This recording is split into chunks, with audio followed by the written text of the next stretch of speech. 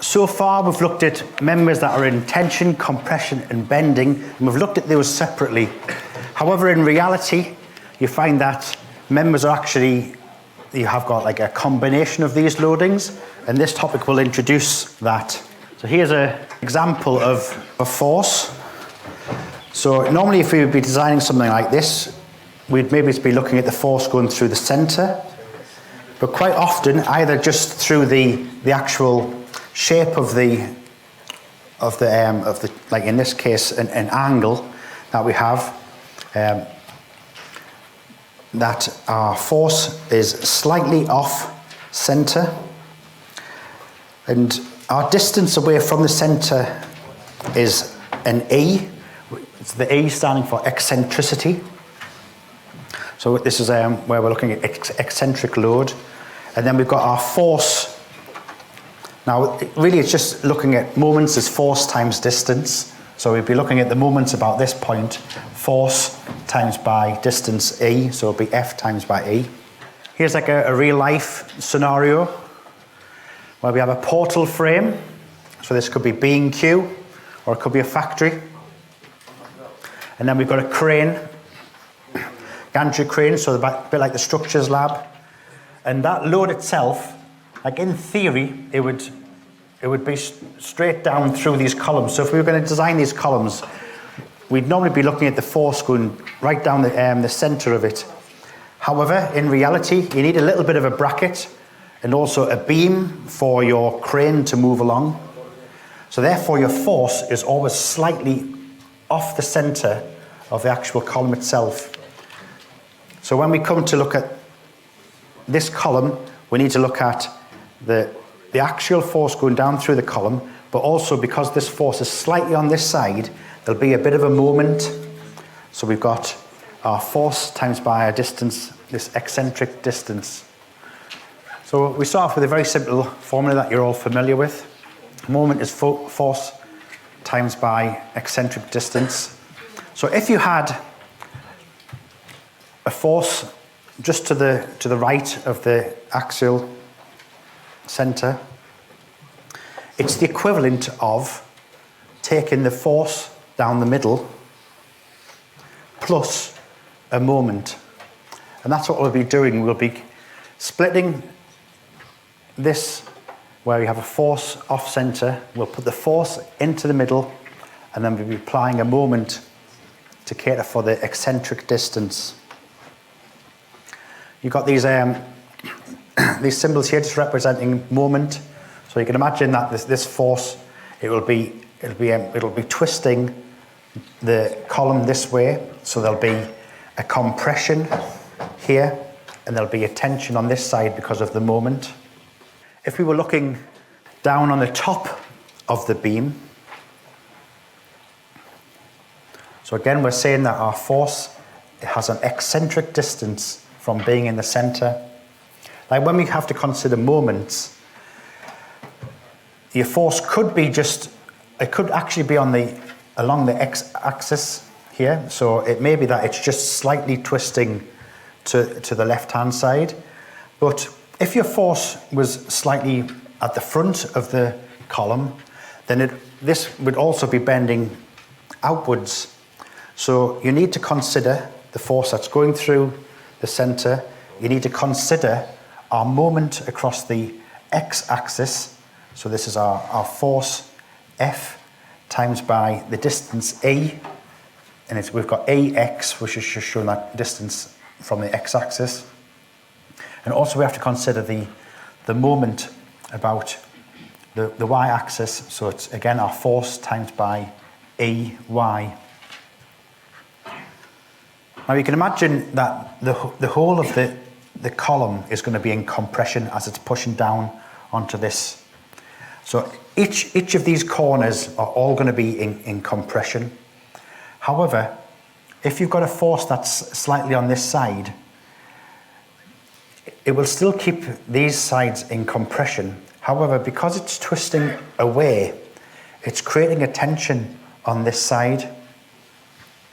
So whilst you've got a compressive load pushing down, it may be, depending on how far it is from the neutral axis, that it could be creating a twist, a way that most of your your column might be in compression, but it is possible that part of your column could be in tension, and you need to work this out when designing what's the material that I'm using and how do I have to fix it. Some of the theory that makes up the formula, that's meant to be in the middle. We're used to stress as force over area. So if we looked at the force being applied through this column, across all of this base, all the way through, there is the same amount of stress being applied. So that line there is 0. At that point, we have whatever the force is divided by the area, that's the stress, and it stays the same for our axial force all the way across the actual column. That was the axial force. Then looking at the moment that's been applied, so we had downwards is compression, upwards would be in tension. The twisting of the column would create a compression along this side, and then slowly as you went through to the other side, you would have a tension. Now you recognize this formula, M is stress times by Z. So our bending stress is M over Z. So we've got 0 stress at the neutral axis. We have tension on this side and compression on the right-hand side. When we add together our axial force and the bending force, if we add our two shapes together, so we had a rectangle there. On this side, we were just increasing the compression, and on this side, we were, like tension is the opposite of compression. It just changes the shape. What we find is that if we tried to work out what the stress is when you look at the combined stresses, on this side, it will be our direct stress, force over area, plus the bending stress. On this side, we've got our compression, but we've got minus because we'll be taking away the tension, which will result in this shape. So these are so in terms of the formula that you'll be using, and this should be in your handout at the back, our stress or maximum stress is our direct stress. Now normally it's worth putting a little plus in front of that. But what that is saying is that everything in compression is going to be positive, and then it'll be plus or minus our bending stress. So if it's compression, we'll be adding to our compressive direct stress. If it's tension, we'll be taking it away. So let's look at a very, very simple example. Here we have a column. It's 150 by 150. It's got a load. Normally columns have like a vertical load creating compression. Our load is W. It's 90 kilonewtons. So the amount of stress being applied through this column, through the entire column, is, again, put it into newtons. So we've got 90,000 divided by our area, so 150 by 150. This gives us our stress. So very simple example, working out the stress. So this is the same example as before, except we've just added a little bit of eccentricity. That eccentricity is 20 millimeters. For this topic, our formula is plus for compression, and then it'll either be plus or minus our bending stress. Now W is 90,000, and our little E value is 20 millimeters. So again, when we have a column with a load being applied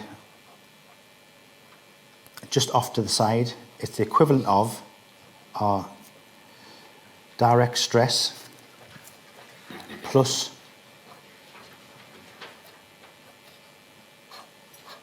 that moment. So considering first the direct stress, it's W over A, so it's the same as before, 90,000 divided by the area, that was 4 newtons per millimetre squared. And I'll just put a plus in front of that just to remind us that it is compression.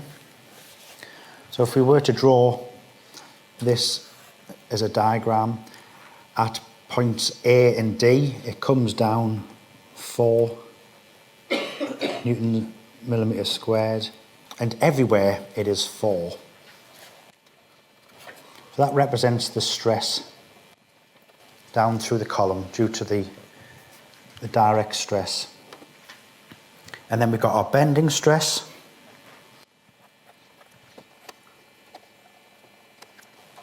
Is M over Z. And this can be plus or minus.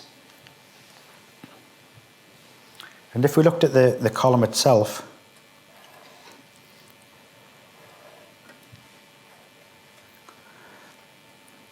we've got A,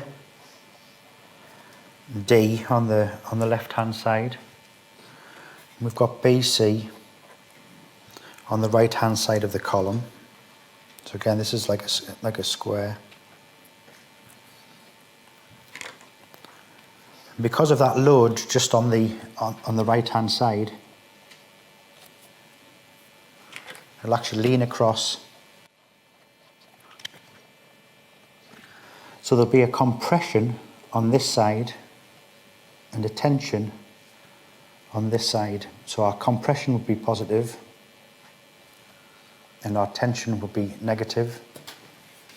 Our moment is the force times by the distance.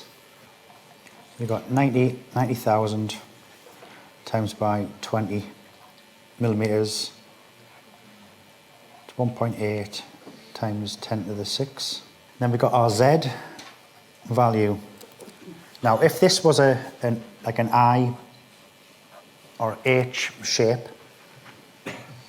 then you'd have to look at the tables to pick off what the Z value is. Normally, you'd be working with a Z of BD squared over 6. We work with rectangles and squares. Other than that, you'll just be getting the value from a table. You're not given the any more sort of Z values for different shapes, circles, etc. Our stress is M over Z. So that's the same as having, now M divided by all of this is like rearranging like so. We've got our M of 1.8 times 10 to the 6. Our B is 150. Our D is 150. And it works out being 3.2 newtons per millimetre squared. Your Z value, your Z value should be 562,500. In terms of the bending stress, we can draw that.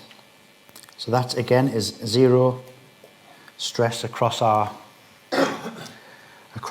column.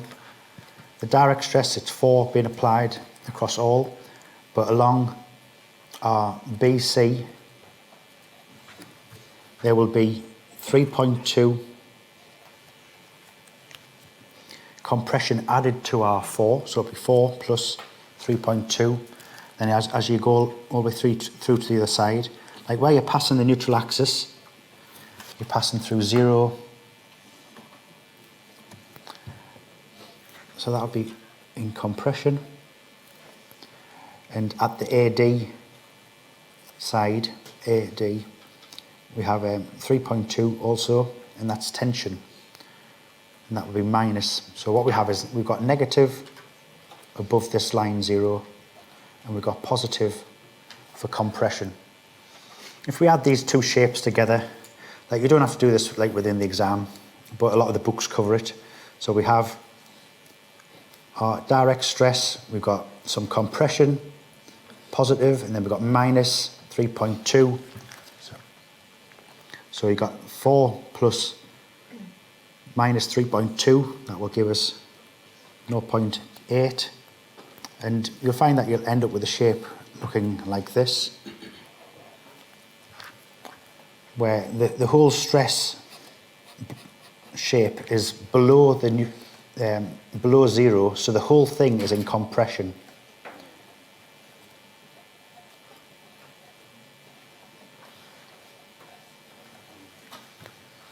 Now it is possible that depending on how much tension you have, this line could have went above the zero line, so part of it could have been in tension.